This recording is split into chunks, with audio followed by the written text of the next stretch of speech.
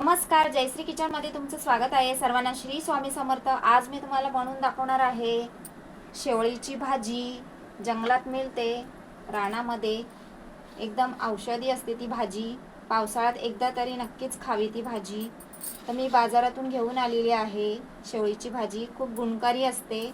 तर चला लगेच रेसिपीला सुरुवात करूया. पोंड्याचा पाळा घेतलेला आहे, थोडीशी चिंच लागणार आहे, कोथिंबीर घेतले, थोडंसं 1 इंच आलं, सुकं खोबरं भाजून घेतले, लसूण भाजून घेतले, थोडीशी कांदा भाजून घेतलेला आहे.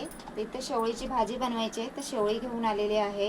स्वच्छ धुवून चिरून घ्यायची आपल्याला. पहिला वाटण करून घेऊया. कोथिंबीर, खोबरं, लसूण, आलं याचं वाटण करून घ्यायचं आहे. भाजी साफ कशी करायची तुम्हाला दाखवते.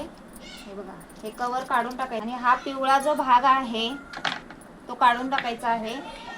इथे कट लावून घ्यायची आहे, हे कापून टाकायचं आहे, हे टाकून द्यायचं आणि अशीच भाजी आपण साफ करून घेऊया. गॅसवर पातेला ठेवलाय, त्याच्यात पाणी टाकलेलं आहे.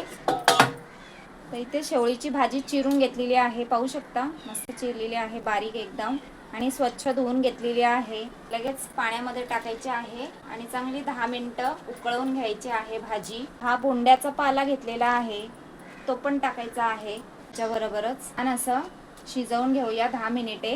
गॅस मोठा करते. बघा, शेवळीच्या भाजीचं हे पिवळा भाग असतं ते काढून टाकायचं, हे खाजरा भाग असतं.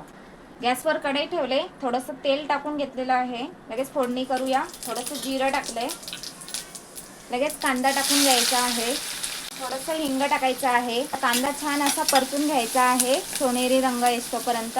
कांदा लाल झालेला आहे. लगेच मसाले टाकून घेऊया. हळदी पावडर, घरगुती मसाला, तिखट आवडीप्रमाणे टाकायचा आहे. थोडीशी धणे जिरे पावडर टाकलेली आहे, थोडासा गरम मसाला टाकलेला आहे, चवीनुसार मीठ टाकायचं आहे. लगेच थोडंसं पाणी टाकायचं आहे. छान असा मसाला परतून घेऊया बारीक गॅसवरती. मसाला भाजून झालेला आहे. आपण वाटण करून घेतलं होतं कांदा खोबऱ्याचं, ते टाकूया. छान असं तेल सुटेस तोपर्यंत परतूया बारीक गॅसवर. ग्रेव्हीला छान तेल सुटलेलं आहे.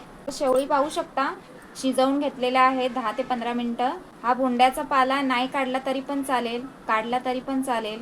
मी असंच ठेवलेला आहे, तर असंच टाकणार आहे. तेच भाजी टाकून घेऊया आणि परतून घ्यायची आहे भाजी. आता थोडंसंच पाणी टाकते. अजून 7 ते 8 मिनिटे भाजी चांगली अशी शिजवून घेऊया. चिंचेचं पाणी केलेलं आहे, हे नाही टाकलं तरी पण चालेल, टाकलं तरी पण चालेल. थोडीशीच टाकते चिंचेचं, जास्त आंबट होईल म्हणून थोडंसंच टाकले. आता झाकण ठेवून चांगली शिजवून घेऊया भाजी. शेवळीची भाजी बनून झालेली आहे.